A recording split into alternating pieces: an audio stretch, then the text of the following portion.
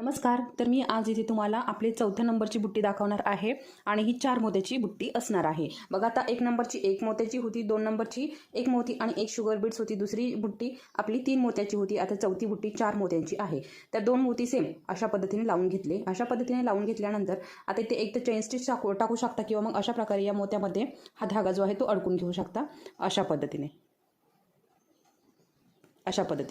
पद्धतीने हे 2 मोती पॅक झालेले आहे. आता वरच्या टोकाने काय करायचं, आपल्याला धागा वरती काढून घ्यायचा आहे.